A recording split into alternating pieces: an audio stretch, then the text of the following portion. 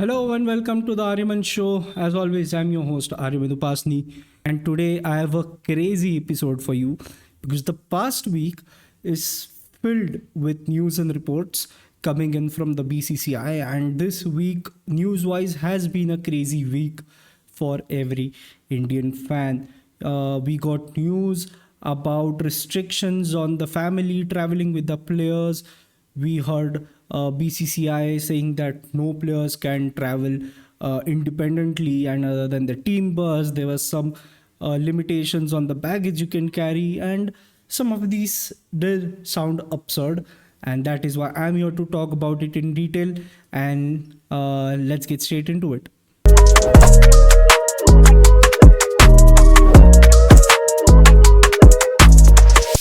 So last week we saw a meeting between Gautam Gambhir, Ajit Agarkar, Rohit Sharma, and the BCCI president Roger Bedi.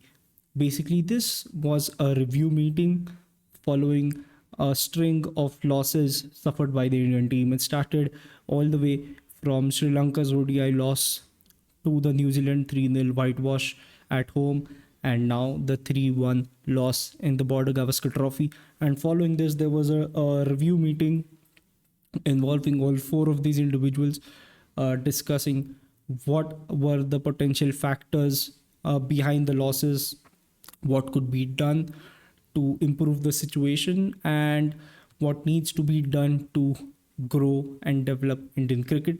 And so BCCI, after that review meeting, has now released a 10-point guideline. Let's just look into the guidelines, what the BCCI has released. The first point in the list is that all players will now mandatorily have to play domestic cricket if they want a central contract or if they want to play in the Indian cricket team. This basically means that if you don't play domestic cricket, you're not eligible to be a part of the Indian cricket team. And this also means that Indian stalwarts such as Rohit Sharma and Virat Kohli, who've not played Ranji cricket or even domestic cricket in the past 10 to 13 years, they will now need to go back and play for their respective states. We even heard the DDCA chairperson, if I'm not wrong, saying that they are looking at the possibility of whether Virat Kohli is going to play the Ranji Trophy match that is going to happen on the 23rd of January. They've already received Rishabh Pant's confirmation for the same, and now they're just waiting for Virat Kohli's confirmation. But I think after BCCI have launched these guidelines, Virat Kohli will have to play, and we finally would probably see him in action for Delhi on the 23rd of January. Honestly, this is a great move from the BCCI because not only do you give your players an opportunity to play the youngsters, the up and coming players, those players also get an opportunity to play with the Indian players, probably raise their standards, train harder, and it kind of raises the level of the domestic cricket that is being played across the country. So this is a very good move. Other than that, we have seen Indian batters struggle on Indian pitches. So by compulsorily making them play these domestic matches, now the Indian batters, even the senior players, now they'll have to play on these Indian pitches, which means that they will improve their game. And in general, it means that their batting will improve and they will be able to play better at home, unlike what we did in the test series against New Zealand. And this seems to be in continuation to BCCI's actions against Ishan Kishan and Shreyas Iyer last year, where they dropped the two of them from the central contracts because they avoided playing domestic cricket. And at the time, a lot of people were saying this is very selective. You cannot punish young players for not playing domestic cricket while you allow your senior players to exempt themselves for no reason whatsoever. So this is a way of BCCI saying that we were not being selective. Now this is the golden standard. Everyone has to abide by this. Now, the second point in the list that BCCI has shared, players will now only travel with the team. This will mean that players will have to travel with the team, whether it be the flight or the bus, or whether they're traveling from the hotel to the stadium, or whether they're traveling from one city to another for another match. They will have to travel together. And I think this comes after when Virat Kohli traveled independently from the team. I don't exactly remember which game it was, but between two games, Virat Kohli had traveled independently from the team from one city to another in Australia for the match. And so BCCI is basically saying you can't do that anymore. And what BCCI says is, and I agree with them, is this will help build team unity. If you are 15 players who are playing for your country, uh, the more you stick together, the more better you gel, and the better your bond is. It kind of shows on the ground, and we've seen that before as well, when players used to travel in team buses and used to travel from one place to another together. You could see that chemistry between them, you could see that bond between them. And if now we've reached at such a place where players are allowed to just travel independently from one city to another, this is a step in the good direction. This is a step in the right direction for Indian cricket.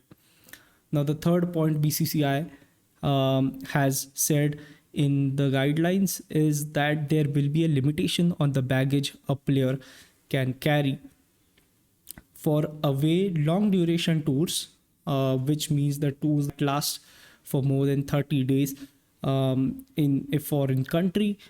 Players will be able to take luggage up to 150 kilograms. And when I said a few things that I heard were absurd, this is one of them. And even Akash Chopra has reacted to this, saying, why does a player need 150 kilograms? And yeah, that kind of makes sense. You have your kit bags and everything, but really clothes of around 100 kilos or even 50-60 kilos for a 30-day or for a 45-day tour, which is kind of the maximum that we usually see nowadays. Earlier we've seen tours obviously that lasted for 3 months and stuff, but usually now it's just a 45 to 50-day tour, usually when you go to Australia or England for a test series. But yes, if I have to quote what the BCCI has said exactly, is that players are allowed 5 pieces of luggage, 3 suitcases and 2 kit bags up to 150 kilos. Meanwhile, the support staff is allowed 3 pieces of luggage, which includes 2 big luggages and 2 big suitcases and 1 small suitcase up to 80 kilos. For away short duration tours, basically which tours are less than 30 days, players can take 4 pieces of luggage, 2 suitcases and 2 kit bags up to 120 kilos. Support staff can carry 2 suitcases up to 60 kilos. Meanwhile, for the home series is the same thing. Players 4 pieces of luggage, 2 suitcases and 2 kit bags up to 120 kilos. And for the support staff is the same thing, 2 suitcases up to 60 kilos. And any luggage that exceeds that 150 kilo marker, that 120 kilo mark for the players, or the 60 kilo mark and the 80 kilo mark for the support staff, anything exceeding that, the price will not be borne by the BCCI and it will have to be borne by the player. So again, this is a good rule. In a way, BCCI is reducing its financial liabilities. They're making sure that they don't overspend unnecessarily on things like these and saving its liabilities. So that's again a good move if you look at it from a very administrative point of view for the BCCI. The fourth guideline set by the BCCI talks about personal staff. So basically what they're saying is any member of the support staff, including the head coach and any of the players, they can't take any of their personal stuff, that is your managers, your chefs, your personal bodyguards for that matter, or anyone on your personal teams, they can't travel with the team on BCCI's money. Basically, if you want them to come to wherever you're going, you'll have to spend it from your own pocket. Plus, their movement will be restricted. And when I say their movement, I mean the interactions with players, how many times they meet, and where they meet. So that will be restricted by the BCCI, and players will only be able to go to them and meet with them when it is explicitly approved by the BCCI. The fifth guideline says that the players must coordinate with the team management regarding the dispatch of equipment and personal items to the Center of Excellence Bangalore, and that basically any additional costs incurred due to separate arrangements will be the player's responsibility. Now, here comes the interesting part, right? Point number 6, uh, which relates to attendance at practice sessions. Basically, what the BCCI is now saying is that all players are required to attend all scheduled practice sessions in full. They will have to travel to and fro from the venue with the team. You cannot independently, book your own cab or take your own car from the hotel to the practice session. You will have to travel with the team, or you don't travel. Again, this is a very good move towards, inculcating that feeling of unity within the team, and like I said, increasing your chemistry and bond with the rest of the players. Another guideline, number 7, is that players are not permitted to engage in personal shoots or endorsement during an ongoing series or tour. A lot of times, a lot of fans of us have done this. We've seen that players might not be playing well, they're in a bad form, but there's still so many endorsements happening between a tour. There are so many photo shoots happening, and we think whether they are truly focused on cricket, or they are just dividing their attention between playing cricket and earning money with endorsement. So BCCI has made it very clear, if you're on tour, no such thing will happen. You have to give your full attention on cricket and cricket only. BCCI in these new guidelines have also restricted the time that the players will get to spend with their families, and they've basically said that for any away long tour, that is tours lasting more than 45 days, the families of such players, that is their partners and children under 18, are eligible for one visit per series, and that can last only 2 weeks, not more than that. BCCI has also said that they will cover shared accommodation for the player and their family during that designated visitors period, and all the other expenses are to be borne by the player.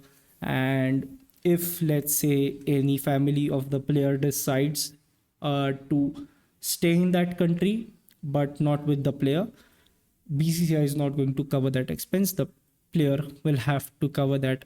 Again, BCCI reducing their financial liabilities, trying to save up more money, and at the same time they're kind of making sure that the players are not scattered, because I think you must have heard that report that after the victory at Perth, a support staff had offered his credit card and had offered the team to celebrate together, to party together, but everyone just shattered away, was with their own families and stuff, and they just went their own ways. And I think BCCI and the management was a bit irked by that, and that is also one of the reasons I think this is a guideline where you have restricted and limited family time. So you spend more time with the other players, you spend more time with the team, and you basically, like I've said, for every other guideline, bond with each other. You cannot be a team unless you spend enough time with each other, and that is basically the underlying point that the BCCI is trying to make. Players will have to spend time with each other. You can't stay in your own world. You will have to be with each other, in whether it be in a single team bus or a flight or anywhere, even a hotel. You have to be together, and that's the way it is going to happen now. So the ninth guideline is that players will now have to be mandatorily present at BCCI events and BCCI commitments, and that they will have to be available for BCCI's official shoots, promotional activities, and other functions, because these engagements are crucial for fulfilling BCCI's commitments, and that is also one way of how BCCI gets in endorsements, how BCCI gets in the money uh, through these various photo shoots and promotional activities. And they're just trying to, secure their finance as well through this very move, and make sure that no one steps out of line. No one skips any BCCI function, no one skips a photo shoot, because then that can be very embarrassing for the cricket board, where one of your player is actively ignoring what your order is, and they're doing whatever they want to do, and they're not showing up to your function and other events. That can be very embarrassing. So BCCI setting the foot down and getting firm with the players and the support staff here. And the final guideline that the BCCI said is that players will now have to stay with the team until the scheduled end of the match series or tour, even if the matches conclude earlier than planned. What it means is that if a tour which was scheduled to end on the 15th of March, for example, if it for any reason ends on the 10th of March or the 11th of March, the players will still have to stay till the 15th of March with the rest of the team, and they can't choose to leave early. This is to make sure that there is unity, it fosters team bonding, and avoids disruption to team dynamics. So basically, these are the 10 guidelines that the BCCI have released. And the BCCI has also stated that all players are expected to adhere strictly to the above guidelines. Any exceptions or deviations must be pre-approved by the chairman of selection committee and head coach, basically Ajit Agarkar and Gautam Gambhir, and non-compliance may lead to disciplinary actions. And the sanctions that I was talking about, the fines I was talking about, here we are. Now, what are the punishments? BCCI has become very strict now. They've changed their attitude from a very lenient board, which kind of allowed its top players, its star players, to not follow how things were going, or to do things a bit differently than the rest of the players are supposed to do. Now it says you're not special anymore. You're just like every other player that we have, and you'll have to follow all those rules, or you will face actions, and these actions are very serious. The first punishment is that BCCI can sanction a player from playing in any BCCI conducted tournaments, including the IPL. So if any player steps out of the line, they can be banned from probably playing domestic cricket or the IPL. And it's kind of a good move, because the IPL has a lot of impact. You ban, let's say, a Virat Kohli from the IPL, it suddenly has a huge impact, and it has great deterrence value, so that no player now steps out of line. Because for the player personally, it would not be beneficial if he messes out the IPL, because then he won't earn the amount of money that he was going to earn. And imagine missing out the IPL, the biggest league in the world. So this is a very firm move from the BCCI, very gutsy move. I'm very impressed with how BCCI is acting. They were like, okay, we let you try things your way, they're not working. Now we're going to take charge. And it's almost like BCCI is the headmaster and the players are now the kids. And it kind of almost reminds me about that 2016 period where Anil Kumble had to resign as the Indian cricket coach because he was too hard on the players and he wanted two players to follow discipline, and he was almost like a headmaster. And of course, there was Virat Kohli's ego and arrogance to it. So yeah, this is kind of almost like that. BCCI is now becoming strict. They want discipline, they want the team to be united, and they are acting like a headmaster over here. So things can get tough for players who were not used to following rules, but now they will have to. And of course, the second punishment, the fines that I talked about, basically BCCI has said that they can deduct from remainder amount or match fees under BCCI player contract. So whatever fees or match fees that a player was going to earn from the BCCI can make deductions. BCCI can make cuts and make fines on the player for not adhering to these rules.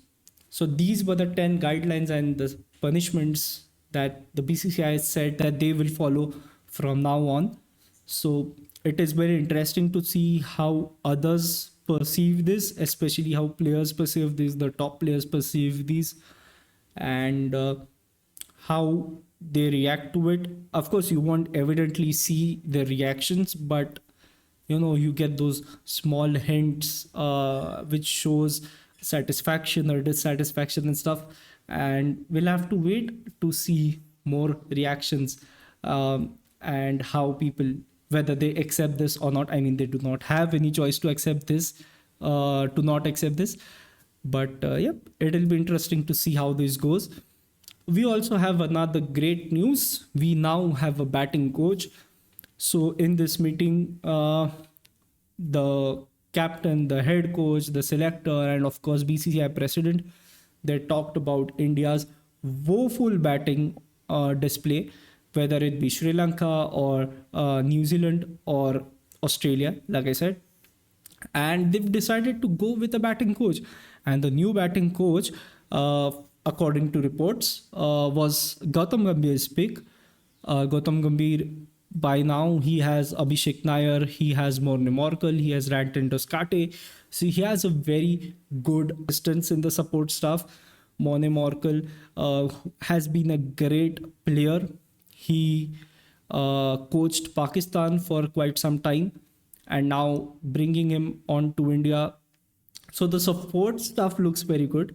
And yes, the new addition is former Saurashtra captain and batter Sitanshu Kotak. Sitanshu Kotak retired back in 2013, and he had a first-class cricket career spanning more than 20 years. And he's been the batting coach at the NCA since 2019. So he has a very impressive resume, and he served as an assistant coach to VVS Lakshman when he coached India in a few white ball series in the last few years. We saw when your primary squad was somewhere else, so they were busy, and you had a T20 series here and there. You saw VVS Lakshman leading that team over there, acting as the head coach for those series, and Sitanshu Kotak was there. And so I think we can expect more greatness from this team now. You already have a great roster of support staff who have achieved a lot as a player, and now they have a great opportunity to achieve a lot as coaches also. And with a batting coach, we can only assume that India's batting woes will reduce, and we'll see much better batting performances now. But again, that is for the future to tell us how things will go. At this point, we don't know whether these guidelines are going to work or they're going to backfire. We don't know how this new hire is going to be. I am very optimistic personally because of his extensive resume and the work that he's done. So it is a very interesting point to be part of BCCI and Indian cricket, because a lot is happening. Honestly, after the Border Gavaskar Trophy, we have quite some time until the T20 series against England starts, and I expected this will be a very quiet time. There won't be a lot of things happening. Maybe there will be a meeting or two, of course, to review how things have been, and there will be a few changes here and there. But so many reports and so many changes and so many things happening. This is feels like the Indian team is truly going through a huge transitionary period, and let's just hope it works for the best. And thank you for watching this video. This was a very informative or news like video, of course. There wasn't much to analyze and discuss over here, but thank you for watching this video. If you do like it, do like, share, subscribe. Go watch my previous videos, the Border Gavaskar Trophy review. If you want to, if you're over that heartbreak a little bit, or if you want to just go and feel a bit sad, you could go watch that. Or you could go watch my previous video where I predicted India's squad for the Champions Trophy. So yeah, do like, share, subscribe. Go watch my previous videos, and I'll see you with a new video very soon. Till then, goodbye.